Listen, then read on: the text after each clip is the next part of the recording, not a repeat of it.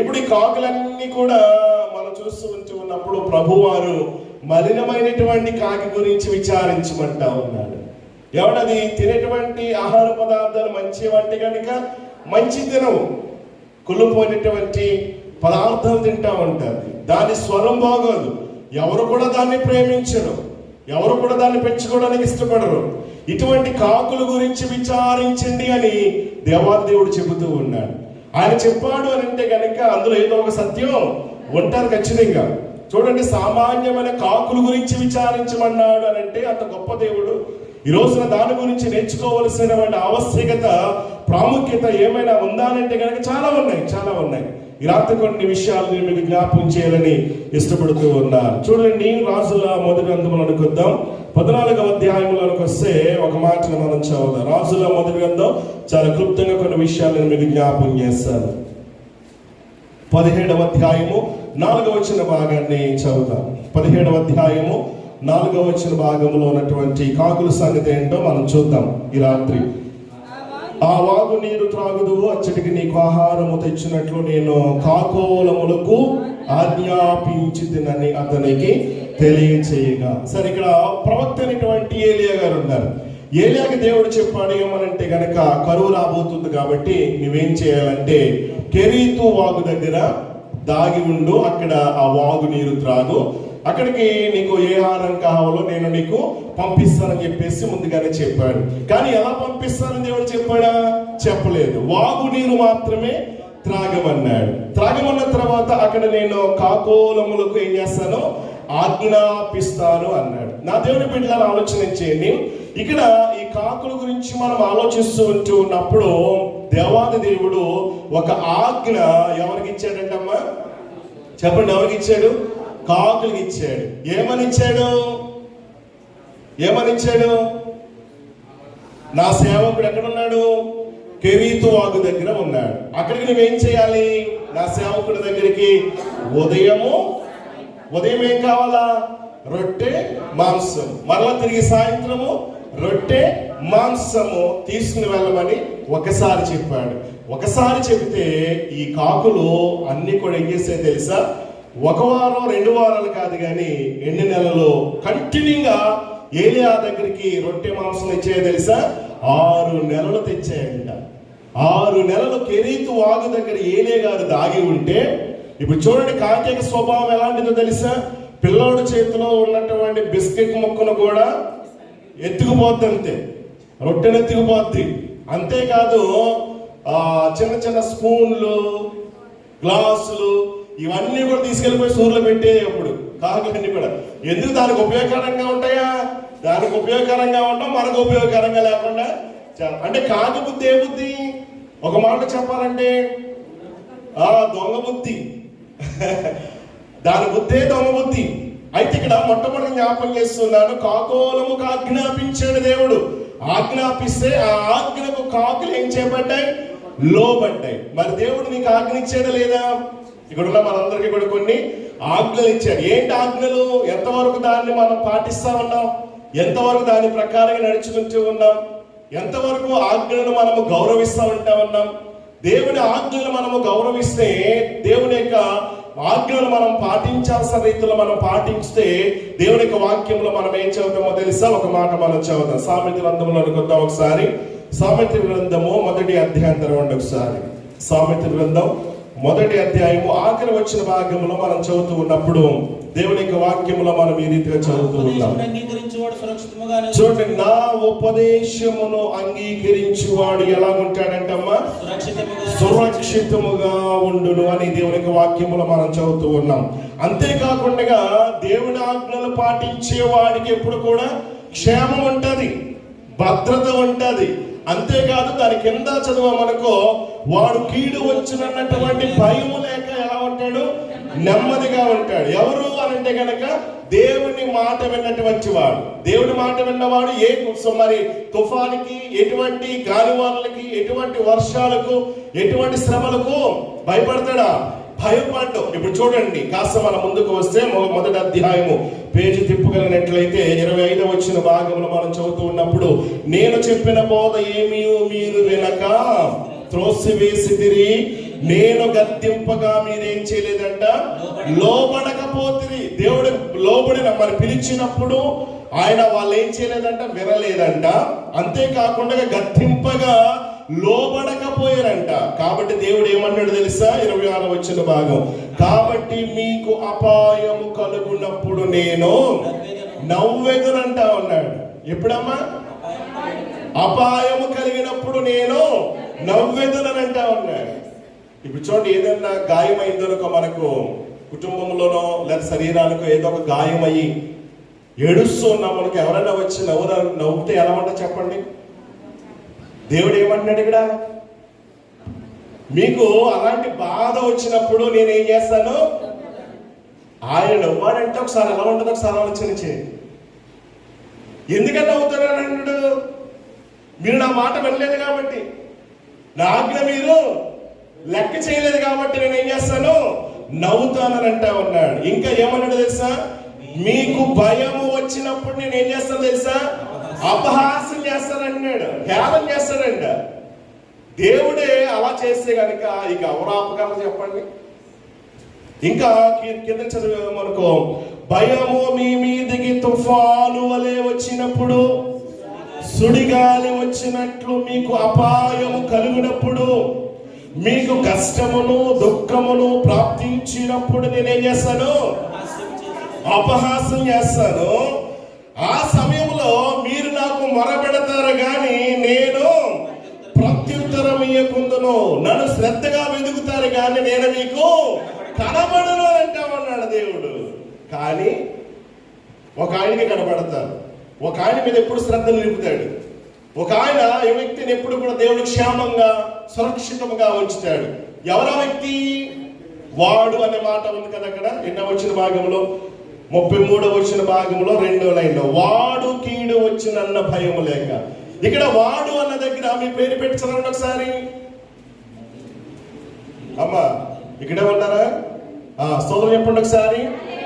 వాడు అన్న దగ్గర మీ పేరు పెట్టి చదవండి అందరూ కూడా ఒకసారి. అసలు ఎవరి మాట వినపట్లేదు నాకు అసలు.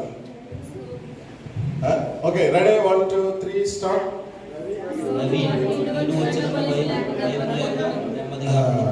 దేవుని స్తోత్రం కలిగింది గాక. వాడు అంటే ఎవరన్నమాట? నీవే, నేనే. ఎలా ఉంటావు? భయం లేక నెమ్మదిగా సురక్షితంగా ఉండాలంటే ఏం చేయాలా? దేవుడు నవ్వకుండా ఉండాలంటే, అపహాసం చేయకుండా ఉండాలంటే, దేవుడు యొక్క హస్తము మనకు తోడుగా ఉండాలంటే, ఆయన కనుదృష్టి మన మీద ఉండాలంటే, ఆయన బాహుబలము మన మీద ఉండాలంటే, ఆయన మనకు ఎక్కడో దూరంగా ఉండకుండా సమీపంగా ఉండాలంటే మనం ఏం చేయాలా? పిలిచినప్పుడు ఆ పిలుపుకు మనం ఏమవ్వాలా? లోబడాలా. ఎక్కడో కాకులకి దేవుడు ఆజ్ఞాపిస్తే, ఇదిగో నా సేవకుడు పలానా కెరెతు వాగు దగ్గర దాగి ఉన్నాడు గనుక ఇదిగో నువ్వేం చేయాలి తెలుసా? ఉదయము సాయంత్రము రొట్టె మాంసము తీసుకుని వెళ్ళని చెప్పేసి కాకులకు ఆజ్ఞాపించినప్పుడు ఏమండి, క్రమము తప్పకుండా, సమయాన్ని మిస్ అవ్వకుండా ఉదయము సాయంత్రము రొట్టె మాంసము ఎక్కడికి తెచ్చాయి చెప్పండి? ఎక్కడికి తెచ్చాయమ్మా? సేవకునికి ఇచ్చాయన్నమాట. అంటే కాకులు ఏం చేస్తా ఉన్నాయి? ఇక్కడ దేవుడి ఆజ్ఞకు లోబడ్డాయి. కాస్త కాకుల సంగతి మనం ప్రక్కన పెట్టామనుకోండి, సూర్యుడు చూడండి, సూర్యుడు ఏం చేస్తా ఉన్నాడు? దేవుని యొక్క ఆజ్ఞకు లోబడుతూ ఉన్నాడు. సూర్యుడు ఏం చేస్తా ఉన్నాడు? ఉదయిస్తూ ఉన్నాడు. చంద్రుడు ఏం చేస్తా ఉన్నాడు? అస్తమిస్తూ ఉన్నాడు. ఇంకా నక్షత్రాలు ఉన్నాయి కదా, ఎన్నో నక్షత్రాలు ఉన్నాయి. ఈ నక్షత్రాలన్నీ కూడా వాటి వాటి పని ఏం చేస్తా ఉన్నాయి? చక్కగా చేస్తున్నాయా లేదా? ఒకవేళ సూర్యుడు కనుక ఉదయించాల్సినటువంటి ఆ సమయంలో ఉదయించకుండా కాస్త ఒక గంట, అరగంట, పావు గంట ఆలస్యం అయితే కనుక ఎలా ఉంటా చెప్పండి? ఆలోచించండి. భూమి తన చుట్టూ తాను తిరుగుతూ ఏం చేస్తా ఉందంటే సూర్యుడి చుట్టూ కూడా తిరుగుతూ ఉందంట. క్రమం పెట్టాడు ఇలా తిరగాలని చెప్పేసి. అది అలా తిరుగుతూనే ఉంది. అవునా కదా? ఒకవేళ దేవుని యొక్క ఆజ్ఞకు అవి గనక వ్యతిరేకంగా ఉన్నాయనుకో ఏమవుతా మన పరిస్థితి? ఆలోచన చేయండి నా దేవుని బిడ్డలారా. సృష్టి యావత్తు కూడా దేవుని ఆజ్ఞకు ఏమోని తల వంచిని. దేవుడికి స్తోత్రం కలిగిన గాక. హల్లెలూయా.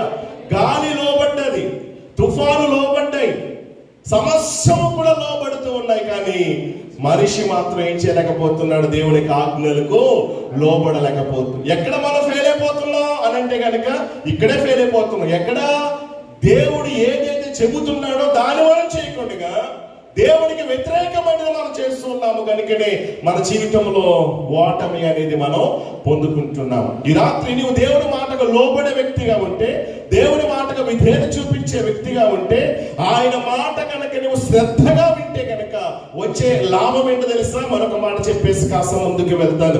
యెషయా గ్రంథం చూడండి. యెషయా గ్రంథం 1వ అధ్యాయము. యెషయా గ్రంథం 1వ అధ్యాయంలోకి వద్దాం ఒకసారి. 1వ అధ్యాయము మనందరూ తెలిసిన మాట అక్కడ వ్రాయబడింది. 1వ అధ్యాయము ఎన్నో వచ్చిన భాగం అమ్మా?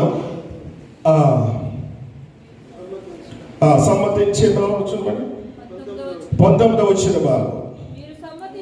మీరు సమ్మతించి నా మాట వినిన ఎడల, చూడు, మీరు భూమి యొక్క మంచి పదార్థములను ఎప్పుడమ్మా మంచి ఎప్పుడు అనిపిస్తాం మనం? ఆయన మాట విన్నప్పుడు. దేవునికి స్తోత్రం కలిగింది కాక. హల్లెలూయా. మనం పాడతాం ఏం పాట? నీ మాట వింటాను నీకు లోబడతా. మరి లోబడుతున్నా మనం? మన క్రైస్తవులు ఎంత అబద్ధాలు మాట్లాడారు తెలుసా? అబద్ధం మాట్లాడారంటే క్రైస్తవులు అబద్ధం పాడతారంట. అబద్ధాలు బట్టి పాడేస్తారు, మాట్లాడరంట. ఎందుకని? నీ మాట వింటా లోబడతానంటారు. ఇక్కడ తలుపు తీసిన తర్వాత బయటికి వెళ్ళిన తర్వాత ఎవరి మాట? ఎవరి కంట్రోల్లో ఉండాలి మనం? దేవుని కంట్రోల్లో ఉండాలి. దేవుని కంట్రోల్లో మనం ఉన్నామనుకో, చుట్టూ ఎటువంటి ఆపద ఉన్నప్పటికీ కూడా ఏ అపాయము నీ దగ్గరికి ఆయన రానవుడు. దేవునికి స్తోత్రం కలిగిన గాక. అంటే మనము పరిశుద్ధాత్మ యొక్క స్వాధీనములో మనం ఉండాలి. ఇప్పుడు చూడండి, బయట వర్షం వస్తుందని చెప్పేసి నువ్వు గొడుగేసుకుంటావు. గొడుగేసుకున్నప్పుడు చుట్టూ వర్షం పడుతుంది. నువ్వు గొడుగేసుకున్నావు కాబట్టి నీ మీద వర్షం పడుతుందా? పడదు. దేనిపై? అదే గొడుగు లేకపోతే చుట్టూ పడుతున్న వర్షం నీ మీద పడుతుంది. ఇప్పుడు పరిశుద్ధాత్మ దేవుడు గొడుగైతే ఆ గొడుగు కింద నీవు ఉన్నప్పుడు చుట్టూ వర్షం పడినా, ఈ ప్రక్కన ఆ ప్రక్కన ముందు వెనక 10,000 మంది నీ మీద పడినప్పటికీ ఏ అపాయమును నీ దరికి రానివ్వకుండా ఆయన నిన్ను కాపాడగల సమర్థుడే కాదైనా సమర్థుడు ఖచ్చితంగా ఆయన చేయగలడు. దేని బిడ్డలారా, కాబట్టి నీవు ఎవరి స్వాధీనములో ఉండాలన్నమాట?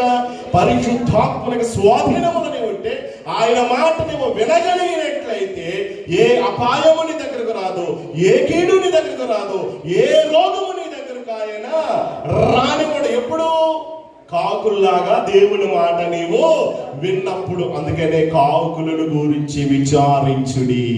అవి నా మాట విన్నాయి. నేను చెప్పాను ఉదయము సాయంత్రము రొట్టె మాంసం పట్టుకెళ్ళాలంటే అలాగూ ఏం చేస్తున్నాయి కాకులు? పని చేసిందా లేదా? దేవునికి స్తోత్రం కలిగిన కాక. కాబట్టి మనం కూడా ఏం చేయాలన్నమాట? దేవునికి లోబడాలి, విధేయత చూపించాలి. విధేయత మనం ఎంతగా చూపిస్తామో అంతగా గొప్ప ఆశీర్వాదాలు మనకు ఉంటాయి. దేని బిడ్డలారా, సరే కాస్త ముందుకు వెళుతూ ఉన్నాను. ఇప్పుడు చూడండి, ఈ కాకి బుద్ధి ఏ బుద్ధి? ఏ బుద్ధి అమ్మా? దొంగ బుద్ధి కదా. ఏం పెట్టుకెళ్ళిపోతుంది అది? అమ్మా, చిన్న పిల్లోడని జాలి చూపించిందా? కానీ ఈ కాకి బుద్ధి ఏం చేసుకుందో తెలుసా? మార్చుకుని తన నోటితో ఏం చేస్తా ఉన్నా చెప్పండి? రొట్టె మాంసమును ఏం చేస్తా ఉన్నాయి? తీసుకుని వస్తా ఉంది. అంటే ఈ కాకులు ఏం చెప్పంటాయో తెలుసా? మారు మనసు పొందాయి అన్నమాట. దేవునికి స్తోత్రం కలిగిన గాక. మారు మనసు పొందాయి కాబట్టి ఇప్పుడు ఒకప్పుడు దొంగిలించినటువంటి కాకులు ఇప్పుడు ఏం చేస్తా ఉన్నాయి? ఇచ్చే కాకులుగా అయిపోయినాయి. దేవునికి స్తోత్రం కలిగిన గాక. కాబట్టి నాడు క్రైస్తవులు కూడా ఎవరున్నారు చెప్పండి? అమ్మా, దొంగలు ఉన్నారు, కాకులు లాంటి వాళ్ళు. మేమెప్పుడు దొంగలమంటారా? ఆలోచించండి. మనం కూడా దేవుడు మనకు ఎన్ని గంటల సమయం ఇచ్చాడమ్మా? రోజుకి ఎన్ని గంటలు? 24 గంటలు. 24 గంటలు ఎంతసేపు నువ్వు దేవుడికి సమయం ఇస్తున్నావు? అమ్మ, దేవునికి స్తోత్రం కలిగిన గాక. హల్లెలూయా. ఇవ్వాల్సిన సమయాన్ని కనుక దేవునికి ఇవ్వకపోతే నువ్వెవరు? ఇప్పుడు దొంగ. వాక్యం చదవకపోతే, వాక్యం 24 గంటల్లో దేవునికి ఇచ్చాడు కాబట్టి సమయము, ఆ సమయంలో వాక్యం చదవకపోతే నువ్వెవరు అన్నమాట? దొంగవే. ఇప్పుడు ఎంతమంది దొంగలు ఇక్కడ? అందరూ దొంగలవే. దేవుని స్తోత్రం కలిగిన గాక. కాబట్టి మనం దేవుని సందడి ఎలా ఉండకూడదు? ఎలా ఉండాలి? దొరల్లాగా ఉండాలి. దేవుని స్తోత్రం కలిగిన గాక. హల్లెలూయా. అంటే మారు మనసు పొందినటువంటి వారంగా ఉండాలి. ఒకప్పుడు మనం ఎలాగున్నాం? అన్యులుగా ఉన్నాం. లోకంలో మనం ఉన్నాం, అన్యజనులు నడిచినట్లుగా నడిచాం. కానీ ఇప్పుడు మనం అలా నడవటానికి వీలు లేదు. అందుకని మీరు ఈ లోక మర్యాదను అనుసరింపకుండా ఉత్తమమును అనుకూలమును సంపూర్ణమునైనటువంటి దేవుని చిత్తాన్ని ఎరిగి మనం ఏం చేయాలా? బ్రతకాలని దేవునికి వాక్యం సెలవిస్తా ఉంటామండి. లోకములో నుండి మనం వచ్చినప్పటికీ కూడా ఆ స్వభావం అనేది ఏం చేయలేదు. కానీ కాకుల స్వభావం ఏం చేయబడ్డది? ఇక్కడ మార్చబడింది.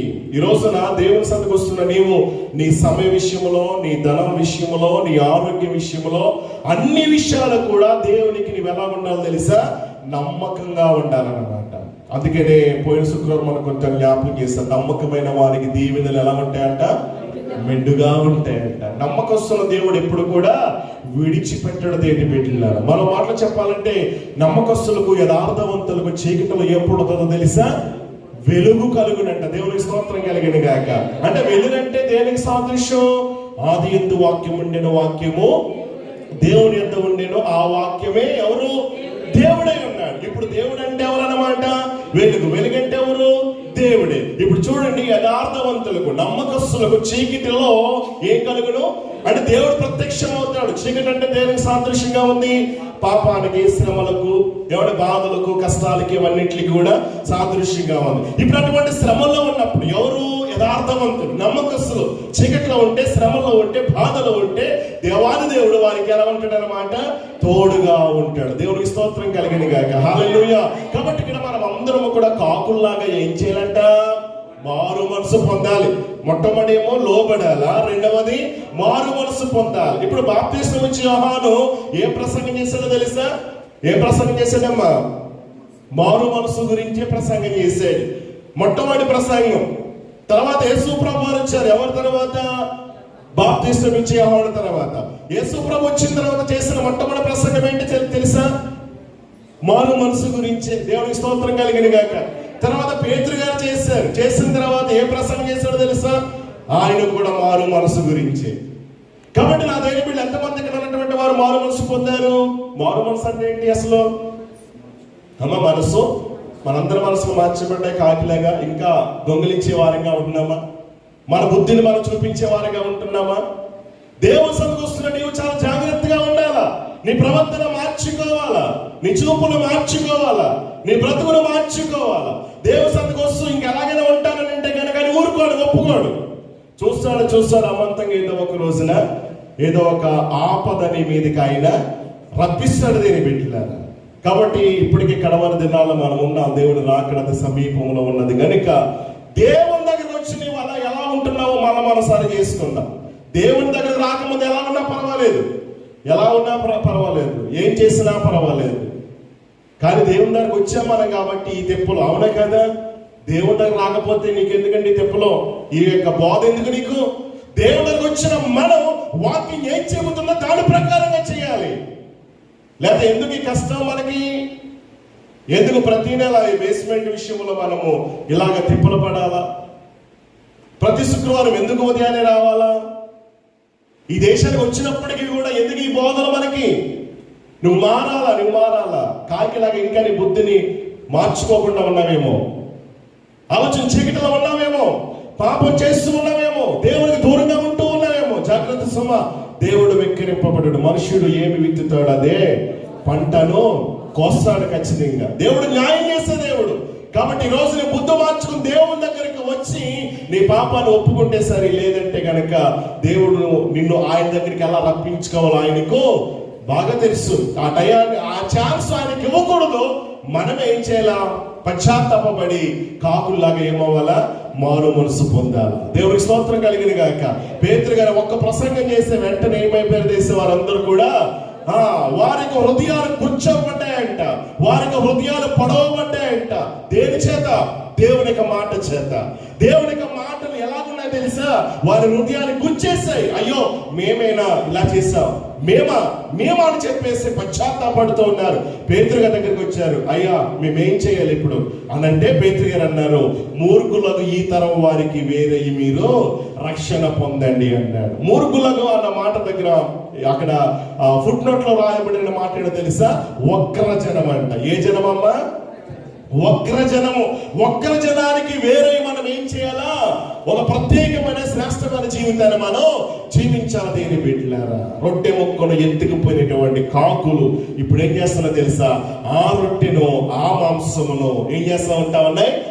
దేవుని సేవకుడికి తెస్తా ఉంటా ఉన్నాయి. అంటే మార్చబడిన కాకులు, మారు మనసు పొందినటువంటి కాకులుగా మనం చూస్తున్నాం. అందుకనే కాకుల గురించి విచారించుడి అని దేవుడు చెబుతూ ఉన్నాడు. ఇంకా ఈ కాకులు చూడండి, ఉదయము రొట్టె మాంసము, మరలా తిరిగి సాయంత్రము రొట్టె మాంసము. ఏ సమయంలో అది? ఏ సమయం? భయంకరమైన కరువు సమయం. ఏ సమయం అండి? భయంకరమైన కరువు సమయం. మరి ఎక్కడి నుండి పట్టుకుని వచ్చినట్టుంటారు ఈ కాకులు? ఏమండి, ఎవరు తయారు చేస్తా ఉంటా ఉన్నారు? ఏమండి, ఏ ఇంట్లోనికి వెళ్ళాయి? ఎవరిస్తా ఉన్నా దానికి? ఆలోచించండి, ఎంత విచిత్రమో. దేవుడు చెప్పాడు కనుక అవి ఎక్కడ తిరిగి పట్టుకొచ్చాయో మొత్తం మీద పట్టుకొచ్చేసే ఉదయము సాయంత్రము క్రమము తప్పకుండా. దేవునికి స్తోత్రం కలిగిన గాక. అంటే ఈ కాకుల్లాగా మనం కూడా ఏముండాలి తెలుసా? క్రమము కలిగి ఉండాలంట. ఆ రోజు నేను మీకు జ్ఞాపకం చేశాను, ఇప్పుడు ఏదైనా కాకుకి ఒక ఆహారం దొరికిందనుకో, జాన్సక్ లాంటి వాళ్ళు ఏదో జాలిపడి ఆహారం పెట్టేందనుకో, ఒక కాకి చూస్తుందనుకో, ఆ కాకి ఒక్కతే తింటారంటే గనక తిందంట. మరి ఏం చేస్తుంది? ప్రక్కనటువంటి కాకుల్ని అరుస్తా ఉంటది, రండి ఇక్కడ ఆహారము సిద్ధపరచబడిందని చెప్పేసి అరుస్తా ఉంటదంట. అనేక మందికి ఆహారాన్ని పంచి పెడతా ఉంటది. అంతేకాదు చూడండి, ఒక కాకి ఒకవేళ చనిపోయిందని మనం ఏదైనా ముట్టుకున్నామనుకో, దాని దగ్గరికి వెళ్ళామనుకో, కాకులన్నీ కూడా ఏమైపోతే యాగమైపోయి అవసరమైతే మనల్ని పొడవటానికి వస్తాయి. కాకులన్నీ యాగమైపోయి. అంటే కాకుల్లో ఏముందో చెప్పండి? ఐక్యత ఉంది, క్రమము ఉంది. దేవునికి స్తోత్రం కలిగిన గాక. అంటే విశ్వాసంలో కూడా ఉండాల్సింది ఏంటి చెప్పండి? ఒకటి క్రమము, తర్వాత ఐక్యత. ముందుగా మనం ఏం నేర్చుకున్నాము? లోబడాలి. రెండవది ఏం నేర్చుకుంటున్నాం? మారు మనసు పొందాలి. ఇప్పుడు మూడవది మనం ఏం నేర్చుకున్నామో తెలుసా? క్రమము కలిగి ఉండాలంట. ఏం కలిగి ఉండాలమ్మా? అతిక్రమము చేయువాడు ఎవరు తెలుస్తారు? మరి క్రమాన్ని పాటించేవారు. దేవునికి క్రమమైన రీతిలో ఉండేవారు ఇష్టమా? అక్రమాన్ని చేసేవారు ఇష్టమా? అమ్మా, దేవుడు సృష్టిలో సమస్తము కూడా క్రమాన్ని కోరుకున్నాడు. మొట్టమొదటి రోజు, రెండో రోజు, మూడో రోజు ఎలా చేయాలో సృష్టి యావత్తంతా కూడా అలాగా క్రమమైన రీతిలోనే చేసుకొచ్చాడు. చూడండి, నోవహుని వాడు నిర్మించినప్పుడు ఎవడి కొలతలు ఇచ్చాడు, కొలతల ప్రకారంగా చేయమన్నాడు. నోవహుకి ఇష్టం వచ్చినట్టుగా చేసేమని దేవుడు చెప్పలేదు. పొడవు ఎంత ఉండాలో, వెడల్పు ఎంత ఉండాలో, ఎత్తు ఎంత ఉండాలో, ఎన్ని కిటికీలు ఉండాలో, ఇవన్నీ కూడా కొలతలు ఇచ్చాడు. మరి మోషేకు ప్రత్యక్ష గుడారము చేయమన్నప్పుడు దేవుని బిడ్డలారా, ఆ ప్రత్యక్ష గుడారము గుచ్చినటువంటి ఆ కొలతలు ఇచ్చాడా లేదా? ఇచ్చాడు. ప్రకటన గ్రంథములో మనం చూస్తూ ఉంటే నూతన యెరూషలేము కొలతలు కూడా ప్రకటన గ్రంథములో మనం చూస్తూ ఉంటా ఉన్నాం. కాబట్టి దేవునికి సమస్తమును కూడా క్రమాన్ని కోరుకుంటూ ఉన్నాడు. కాబట్టి విశ్వాసంలో కూడా ఏముండాలో తెలుసా చెప్పండి? క్రమం ఉండాలి. చాలా మంది విశ్వాసులు ఏముండదు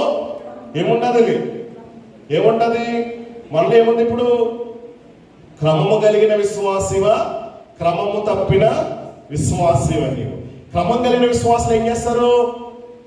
అమ్మా, ఎంత పని ఉన్నా సరే సమయానికి ఏం చేస్తారు? దేవుని పని అంటే దేవుని పని చేయాలి. మనం ప్రార్థించాల్సిన రీతిలో ఆ సమయంలో ప్రార్థించాలి. లేకపోతే నువ్వేం చేస్తున్నట్టు? ఇప్పుడు చూడండి, డ్యూటీలకి మనం వెళ్ళినప్పుడు 7 గంటలకి మనం ఏం చేయాలి? అక్కడ సైన్ చేయాలో లేకపోతే ఫింగర్ నొక్కాలి. 7 దాటిన తర్వాత నొక్కమనుకో. మొన్న రాంబాబు గారు లేట్గా వెళ్ళాడంట. లేట్గా వెళ్తే మొత్తం మీద అయిపోయింది, నొక్కడం అయిపోయిన తర్వాత ఆయన ఫోన్ చేశాడు, అయ్యో ఎందుకు వెళ్ళానండి అని బాధపడతా ఉన్నాడు. ఎందుకు బాధపడతామయ్యా అంటే కనుక వెళ్ళావు కదా, ఫింగర్ వేయలేదు. మరి పని చేసావు కదా, డబ్బులు రావు. ఆ రోజు అంతా కష్టపడినప్పటికీ ఏం రాదు? కారణం ఏంటి? టయానికి పడిపోవాలంతే అక్కడ. కాబట్టి దేవుడి సమయం, దేవుడి మందిరంలో కూడా మనం ఏం చేయాలా? సమయానికే రావాలా. అవునా కదా? సమయానికి రావాలి. అందరికంటే ముందు రావటానికి సిద్ధపడాలా. కానీ కొంతమంది వస్తారు. ఎప్పుడు వస్తారో అమ్మా, పాటలన్నీ అయిపోయిన తర్వాత, ఆరాధన అయిపోయిన తర్వాత కరెక్ట్గా వాకింగ్ సమయంలో వస్తారు కొంతమంది. మరికొంతమంది ఉంటారు, ఎప్పుడు వస్తారు వీళ్ళు? ఆశీర్వాదం టైంలో వస్తారు. తండ్రి ఎక్కువ అంటారు పాస్టర్ గారు, అప్పుడు ఇలా పెట్టేసుకుంటారు అనమాట. ఆశీర్వాదం చెల్లెలు పడిపోవాలని. నా దేవుని బిడ్డలు ఆలోచించేయండి. అంటే దేవుని సందులో క్రమానికి రావాలి. మనం క్రమం పాటించాలి. ఎంత సమయం ఉన్నా సరే, ఎంత పని ఉన్నా సరే, ఆ పనులన్నింటినీ కూడా త్వరగా ముగించేసుకుని ఏం చేయాలా? రావాలా వద్దమ్మా? నేను వంట చేశానండి అని అంటే అక్క సరిపోదు. ఏం చేయాలా? చాలా కష్టపడ్డారు ఈరోజు. దేవుని స్తోత్రం కలిగింది కాక. హల్లెలూయా. కాబట్టి నా దేవుని మీద సమయానికి రావాలి. డ్యూటీలకు మనం ఏం చేస్తున్నాం? సమయానికి వెళ్తున్నామా లేదా? మరి దేవుని దాని దగ్గరికి వచ్చినప్పుడు సమయానికి వస్తే అక్కడ కూడా నీకు మార్కులు వేస్తాడండి. దానికి ఉంటుంది ఫలితం. దేవుని స్తోత్రం కలిగింది కాక. హల్లెలూయా. కాబట్టి ఏదో ఒక శుక్రవారానికి సంబంధించిన క్రైస్తవులుగా ఉండిపోవద్దు మనం. వారంలో ఒక్కరోజే కాదు, మనం ఎన్ని రోజులు అమ్మా? వారానికి 7 రోజులు అయితే, సంవత్సరానికి 365 రోజులు అయితే, అన్ని రోజులు కూడా మన దేవునికి ఏమని చేయాలన్నమాట? అందుబాటులో ఉండాలి మనం. దేవుని స్తోత్రం కలిగిన గాక. దేవుని దగ్గర రావటానికి మనం ఏ సాగు కూడా చెప్పకూడదు. ఒకవేళ సాగు చెప్పామనుకో, ప్రభువా అని చెప్పేసి మొదలు పెట్టినప్పుడు ఆయన కూడా ఏదో ఒక సాగు చెప్పేసి తప్పించేసుకుంటాడు. కాబట్టి మనం తప్పించుకోకూడదు. నీ కష్టం వచ్చినప్పుడు నీ పిలిస్తే ఆయన వెంటనే ఏం చేయాలా? పలకాలన్నమాట. దేవుని స్తోత్రం కలిగిన గాక. క్రమం పాటించాలి. విశ్వాసుల్లో క్రమం, సంఘ పెద్దల్లో క్రమం, దాసుల్లో క్రమం. ప్రతి దానికి కూడా దేవుడు క్రమం పెట్టడం లేదమ్మా. మీకు క్రమం ఉంది. స్త్రీలకి చెప్పండి, మీకే క్రమం? మిమ్మల్ని ఏం చెప్తున్నాడు దేవుడు? ఏం చెప్పట్లేదా? అందుకే మీరు చేయట్లేదు కాబట్టి మాట్లాడట్లేదు. నువ్వు స్త్రీగా పురుషువా? దేవుని స్తోత్రం కలిగింది కాక. హల్లెలూయా. అమ్మా స్త్రీలు, మీకు క్రమం బైబిల్ చెప్తున్నా లేదా? ఏంటా క్రమం? చెప్పేనా? దేవుని స్తోత్రం కలిగిన కాక. హల్లెలూయా. అమ్మా స్త్రీలు ఉన్నారు ఎక్కడైనా? స్తోత్రం చెప్పండి, ముగిస్తా ఉన్నాను. ఏంటా క్రమం? అక్క ఏంటా క్రమం? తెలీదా? మూతి మీద వేసుకుంటా ఉంది. దేవుని స్తోత్రం కలిగిన కాక. ఏంటా క్రమం? మీకు తెలియదు అమ్మా? తెలీదా? తెలుసా? తెలిసినా చెప్పట్లేదు మీరు దొంగలు. మీరు దేవుని స్తోత్రం కలిగిన కాక. దేవుడు మీకు ఏం చెప్తున్నా తెలుసా? స్త్రీలారా మీ పురుషులకు మరి లోపడుతున్నారా? అధికారం ఎలా ఇస్తున్నారా? కొంతమంది హోమ్ డిపార్ట్మెంట్ అంతా ఎవరో అలా ఉండకూడదు. దేవుని స్తోత్రం కలిగిన కాక. హల్లెలూయా. ఏం చేయాలి? స్త్రీలు ఎంతమంది లోపడుతున్నారు? అదేంటంటే భాష లోపడలేదు అనుకుంటున్నారా? అంటున్నారా? దేవుని స్తోత్రం, మీరు అందరూ లోపడుతా ఉన్నారు. లోబడాల, విధేయత చూపించాల. దేవుని స్తోత్రం కలిగిన కాక. హల్లెలూయా. తర్వాత ఇలా చూసుకుని వెళ్తామంటే పురుషులకు కూడా ఒక క్రమం ఉంది, పిల్లలకి ఒక క్రమం ఉంది, యజమానికి ఒక క్రమం ఉంది, బానిసలకు ఒక క్రమం ఉంది, పిల్లలకి కూడా ఒక క్రమం ఉంది. సంఘంలో ఎలా ఉండాలో దేవుడు చెప్పాడా లేదా? చెప్పాడు. దేవుడు వచ్చిన తర్వాత ఎలా అలంకరించుకోవాలని, అలంకరణ ఎలా ఉండాలో కూడా చెప్పాడా లేదా? అన్ని కూడా చెప్పాడు. కాబట్టి అలా క్రమమైన రీతిలో మనం ఏం చేయాలా? బ్రతికినప్పుడు ఆశీర్వాదక వర్షం నీ మీదకి వస్తారు. ఎందుకు ఆశీర్వాదాలు పోగొట్టేసుకుంటామంటే ఉండాల్సిన రీతిలో ఉండట్లేదు. దేవునికి ఆయాసకరమైన చేస్తా ఉన్నాం. దేవుని మందిరానికి వస్తున్నాం, మంచిదే. పాటలు పాడుతున్నాం, సాక్ష్యం ఇస్తున్నాం, అన్ని చేస్తున్నాం, మంచిదే. కానీ ఇంకా రహస్యమైన కార్యాలు ఉన్నాయి. దేవునికి నచ్చని పనులు మనం చేస్తూ ఉన్నాం. అది దేవునికి నచ్చని పని అని తెలిసినప్పటికీ కూడా అలా సీక్రెట్ గానే, రహస్యంగానే మనం చేస్తూ ఉన్నాము. కనుకనే ఆశీర్వాదాలు మనం పోగొట్టేసుకుంటూ ఉన్నాం. ఈ రాత్రి నా యొక్క రహస్య పాపాలన్నీ కూడా ఎరిగినటువంటి దేవుడు ఆయన. సమస్తమును చూస్తున్నటువంటి దేవుడు. నేను చాలాసార్లు జ్ఞాపకం చేస్తాను, ఆయన సర్వము ఎరిగినటువంటి వాడు, సమస్తమును కూడా తెలిసిన దేవుడు. నీ స్థితి ఏంటో నా స్థితి ఏంటో నాకు తెలియదమ్మా. నీ బ్రతుకేంటో నా బ్రతుకేంటో నాకు తెలియదా? మనం ఏం చేస్తున్నామో, మనం ఎక్కడికి వెళ్తున్నామో, మన నోటి మాటలు ఎలా ఉన్నాయి, మన ప్రవర్తన ఎలా ఉందో ఆలోచన. మనం ఏ రకమైన బ్రతుకుతున్నామో దేవునికి తెలియదా? ఒకరు తెలియకపోవచ్చు, ఒకరు గమనించకపోవచ్చు, ఒకరు అర్థం చేసుకోలేకపోవచ్చు. కానీ దేవుడు చూస్తున్నాడు సుమా, దేవుడు ఎక్కడుంటాడు, జాగ్రత్త. అంతే, దేవుడు చూస్తూ ఉన్నాడు అనే విషయాన్ని మనం అర్థమైతే చాలు, మనం ఎలా బ్రతకాలి అలా బ్రతుకుతాం. కాబట్టి దేవుడు చూస్తున్నాడు అనే విషయాన్ని ప్రతి ఒక్కరు కూడా రాత్రి గుర్తించాలని ప్రభు పేట నేను మీకు మనం చేస్తున్నాం. క్రమాన్ని కోరుకుంటూ ఉన్నాడు, క్రమాన్ని కోరుకుంటూ ఉన్నాడు. తర్వాత కాకుల్లో ఏమున్నాయి తెలుసా? ఐక్యత, ఐక్యత, ఐక్యత ఉంది. దేవుని స్తోత్రం కలిగిన గాక. ఐక్యత కలిగి ఉండాలి. ఐక్యత లేని చోట ఏముండదు? ఐక్యత లేని చోట సమాధానం ఉండదు, ప్రేమ ఉండదు. ఏముంటాయి? గొడవలు ఉంటాయి, ఇంకేముంటాయి? చాలా అల్లరి ఉంటుంది అక్కడ. కానీ ఐక్యత ఉన్న చోట సమాధానం ఉంటుంది, శాశ్వత జీవం ఉంటుంది, ఆశీర్వాదం ఉంటుంది. దేవునికి స్తోత్రం కలిగిన గాక. కాబట్టి సంఘంలో ఉన్న మనం అందరం కూడా ఎలా ఉండాలి చెప్పండి? ఐక్యత కలిగినటువంటి వారంగా ఉండాలి. కానీ కొందరు ఒకరితో ఐక్యత ఉంటే మరి కొందరితో ఐక్యత ఉండదు. అంటే కొందరితో సమాధానం, కొందరితో అసమాధానంగా ఉంటారు. కొందరితో మంచిగా ఉంటారు, కొందరితో ఎప్పుడు కూడా తిట్టుకుంటూ గొడవ ఆడుతూ ఉంటారు. కానీ క్రైస్తవులుగా మనం ఏం చేయాలి తెలుసా? దేవుడి వాక్యం ఏం చెబుతా ఉంది? సమాధానపరచబడి వారు ధన్యులు, వారు దేవుడి కుమారులు. దేవునికి స్తోత్రం కలిగిన గాక. మనం ఎవరు చెప్పండి? దేవుడి కుమారులు కనుక ఎప్పుడు కూడా మనలో సమాధానకరమైన ఆత్మ ఉండాలి తప్ప దానికి విరోధకరమైనటువంటి ఆత్మ ఎప్పుడు కూడా మనలో పనిచేయడానికి వీలు లేదు. దేవునికి స్తోత్రం కలిగిన గాక. ఐక్యత కలిగి ప్రార్థించినప్పుడు, ఐక్యత కలిగి ఎవరిని పని చేసినప్పుడు, ఐక్యత కలిగి మనము పరిచయం చేసే అద్భుతాలు మన సంఘములో చూస్తామా? చూడమా? చూస్తాం. అన్నింటిలో కూడా ఐక్యత కావాలి, ఐక్యత కావాలి. ముగింపులకు వస్తూ ఉన్నాను. ఈ కాకి ఉదయము, మధ్యాహ్నము కూడా, సాయంత్రము కూడా ఏం చేసినాయో తెలుసా? రొట్టె మాంసము తీసుకొచ్చారు. అంటే చక్కటి పరిచర్య చేశాయి. పరిచర్య చేసిందా లేదమ్మా? కాబట్టి సంఘములో ఉన్న మనమందరం కూడా ఏ పరిచర్య చేయాలా? ఏ పరిచర్య?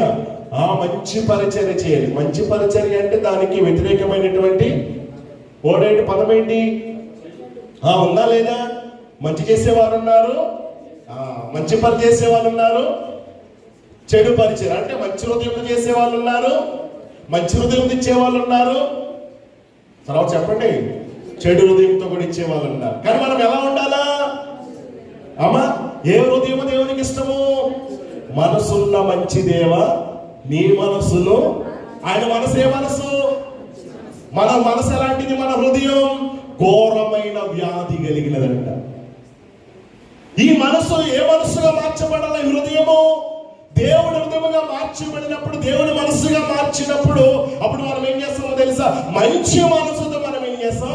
పరిచర్య చేస్తాం. దేవుడికి స్తోత్రం కలిగిన గాక. బిడ్డలు ఉన్నారు మంచి పరిచర్య చేసేవాళ్ళు. అయితే ఇంకా మీలో ఉన్న మంచి ఏమవ్వాలన్నమాట? అధికమవ్వాలా? దేవుడికి స్తోత్రం కలిగిన గాక. మీలో ఉన్న ప్రేమ అనే మంచి కార్యం ఏమవ్వాలా? ప్రేమలో వృద్ధి పొందాలి. మీలో ఉన్న విశ్వాసం ఏంటది? ఏమవ్వాలా? వృద్ధి పొందాలా. ఇంకా ఐక్యత వృద్ధి పొందాలా, సహవాసం వృద్ధి పొందాలా. అన్నింటిలో కూడా మనం ఏం చేయాలా? మంచి క్రైస్తవులుగా మనం ఉండాలి. ఏ క్రైస్తవులుగా ఉండాలమ్మా? చెడ్డ క్రైస్తవులు ఉన్నారా లేదా? దేవుడి నామాన్ని అవమానపరుస్తూ ఉన్నారు వీళ్ళు. పేరుకు మాత్రమే క్రైస్తవులు. అందుకని అపోస్తలుడు పేతురు గారు మాట్లాడుతూ ఉన్నారు, ఇదిగో మీరు సద్భక్తితో బ్రతకను ఉద్దేశించినటువంటి వారైతే గనక మీకు శ్రమలు వస్తాయి, జాగ్రత్తగా భయపడద్దు, బాధపడద్దు. మీరు క్రైస్తవుడు అయితే గనక ఆ పేరును బట్టి ఏం చేయాలంటమ్మా? ఏ పేరును బట్టి? క్రైస్తవుడు అనే పేరును బట్టి ఏం చేయాలా? మనం దేవుని నామం మహిమపరచబడాల. దేవునికి స్తోత్రం కలిగిన గాక. క్రైస్తవులు మనం చెప్పుకుంటూ కూడా మనం ఏం చేస్తా ఉన్నాం? దేవుని నామాన్ని మనం అవమానపరుస్తూ ఉన్నాం. ఈ రోజున యూట్యూబ్ మీరు చూడండి, ఏం చూస్తా ఉన్నారు? యూట్యూబ్ ఆన్ చేస్తే ఏం చూస్తా ఉన్నారు మీరు? రోస్ట్లే కనపడుతుంది తప్ప సిలువ గురించి వార్త కనపడట్లేదు. అవునా కదా? వికేఆర్ గారు ఆయన గురించి రోస్ట్ చేస్తున్నాడు. ఎవరి గురించి? ఇంకొక ఆయన గురించి. ఆయన ఇంకొక ఆయన గురించి రోస్ట్ చేస్తున్నాడు. ఇవే తప్ప సిలువను గురించిన వార్త మాత్రం యూట్యూబ్ లో ప్రచారం అవ్వట్లేదు. ఈ రోజున ఆ బోధలాగా ఈయన ఇలా చేస్తున్నాడు, అలా చేస్తున్నాడు, ఇలా చేస్తున్నాడు అని ఇలాగే చెప్పుకుంటున్నారే తప్ప ఈ రోజున యూట్యూబ్ ఆన్ చేస్తే ఇవే వస్తూ ఉంటా ఉన్నాయి. అంతే తప్ప సువార్త అనేది రావట్లేదు. వీళ్ళందరూ ఎవరు? వాళ్ళు ఏమన్నా తెలుసా, అన్ని జనులు మీలో మీరు కొట్టుకుని వస్తున్నారు ఏంటారు బాబు అంటున్నారు వాళ్ళు. ఎవరు? మీకు మీకు పడట్లేదు, ఎందుకు ఈ గోల, మౌనంగా ఉండండి అంటా ఉన్నారు. ఎవరు? అన్యజనులు. మరి దేవుడు ఎంత బాధపడుతున్నాడు వీరి గురించి. వీరు చిన్న క్రైస్తవుల, వీళ్ళు చిన్న బోధకులు అంటే గనక చిన్న బోధకులు కాదు, పెద్ద బోధకులే. ఆలోచించండి, అదే బిడ్డలు ఎందుకు ఇలా జరుగుతూ ఉంటామండి. ఆలోచించండి. ఈ రోజున క్రైస్తవుడుగా బ్రతకట్లేదు. వాక్యం ఏం చెబుతుందో దాని ప్రకారంగా ఈ రోజున క్రైస్తవుడు చేయలేకపోతూ ఉన్నాడు. మనం అలా ఉండద్దు, కానీ ఏ క్రైస్తవులుగా ఉండాలమ్మా? మంచి క్రైస్తవులుగా, మంచి చేసే వారంగా ఉండాలి. దేవునికి స్తోత్రం కలిగిన గాక. మన దేవుడు ఏ దేవుడు చెప్పండి, ముగిస్తా ఉన్నాను, మంచి దేవుడు. కాబట్టి నీవు కూడా ఎలా ఉండాలా? మంచితనం అంతా కూడా నీవు కూడా ఇతరులకి నీవు చూపించాలి. దేవునికి స్తోత్రం కలిగిన గాక. హల్లెలూయా. నీతిగా యథార్థంగా బ్రతకడానికి మనం ఏం చేయాలా? ప్రయత్నం చేయాలి. కాకుల గురించి విచారించమంటున్నాడు. కాకులు ఏం చేసినాయి అమ్మ? దేవుని ఆజ్ఞకు లోబడ్డాయి. మనం కూడా ఏం చేద్దాం? దేవుడు ఏం చెబితే అదే మనం చేయాలి. దేవుడు ఒక గీత గీసాడు మనకు, ఆ గీత మనం ఏం చేయకూడదు? దాటకూడదు. మనకేముంది? ప్రమాదం ఉంది. దేవునికి స్తోత్రం కలిగిన గాక. ప్రమాదం రాకుండా ఉండాలంటే మనం ఏం చేయాలి? దేవుడు కొన్ని చెప్పాడు చేయమన్నవి, కొన్ని చెప్పాడు ఏంటి? ఇవి చెయ్యొద్దు, ఇవి చెయ్యండి అని. మరి చేయమన్నవి మనం చేయాలి, చెయ్యవద్దు అన్న దాన్ని మనం ఏం చేయాలా? చెయ్యకూడదు. అలాగే చేయకూడనివి నువ్వు చేయకుండా జాగ్రత్త పడినప్పుడు, చేయాల్సినటువంటి విషయాలు చేస్తూ ఉన్నప్పుడు ఆకాశపు జల్లులు వర్షము నీ మీద కుమ్మరించబడతాది. ఏ వర్షమమ్మా? ఆశీర్వాదం అనే వర్షము. దేవునికి స్తోత్రం కలిగిన గాక. హల్లెలూయా. దేవుడు దీవించే దేవుడు అండి, పక్షపాతం ఏమీ కూడా కాదు.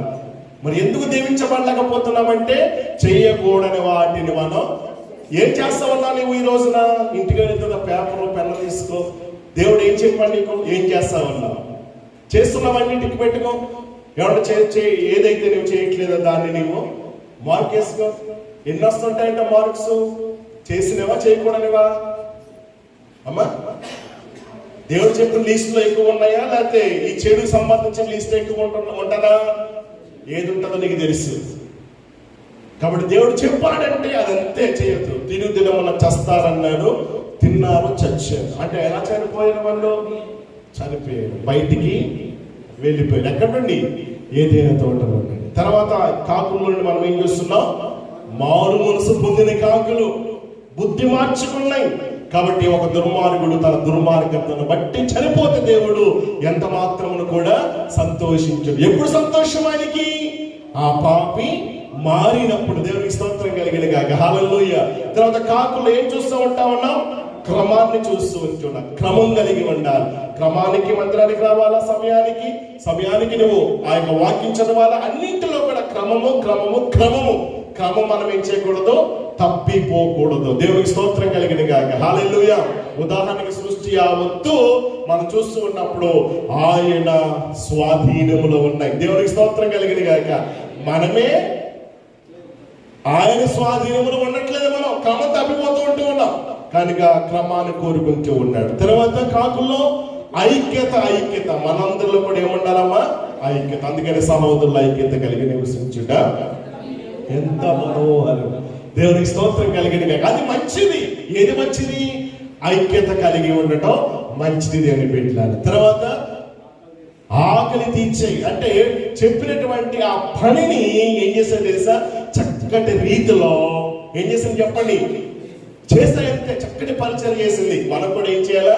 దేవుడికి అప్పగించిన పరిచర్య నీవు చేయాలి. ఎలా చేయాలా?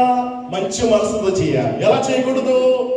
సనుక్కుంటూ గొనుక్కుంటూ చేయకూడదు. పాస్టర్ పని చెప్పాను నాకు, లేకపోతే కనుక ఆయన ఆ సోదరు నాకు ఇలా చెప్పింది, ఆవిడ చెప్తే నేను చేయటం ఏంటి, ఈయన చెప్తే నేను చేయటం ఏంటి అనకూడదు. సంఘంలో మనం అందరం కూడా ఒకరికొకరు ఏం కావాలా?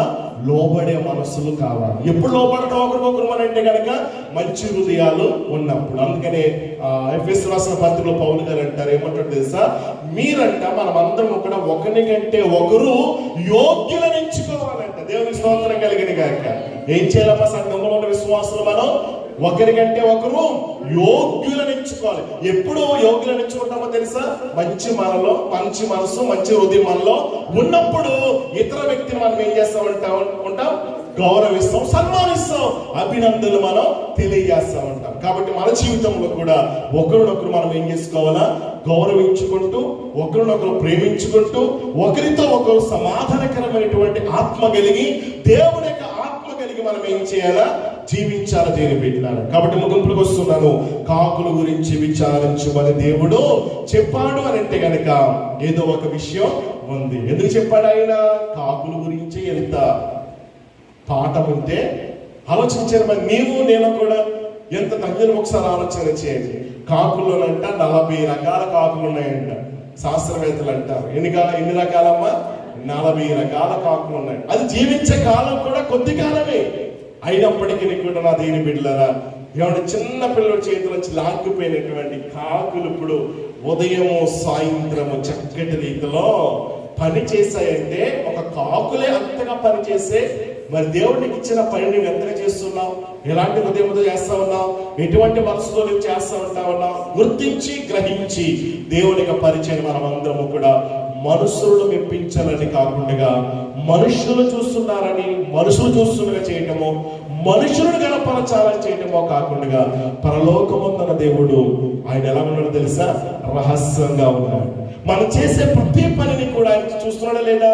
చూస్తూ ఉన్నాడు. కనుక మనం ఏం చేద్దాం? మంచి మనసుతో పరిచయం చేద్దాం, మంచి మనసుతో దేవునికి ఇద్దాం, మంచి మనసుతో ప్రభు యొక్క పరిచయం ముందు కొనసాగుదాం. అటువంటి కృపా పరిశుద్ధాత్మ దేవుడు ఈ రాత్రి చేరి వచ్చిన నీకు నాకు మనందరికీ అనుగ్రహించును గాక.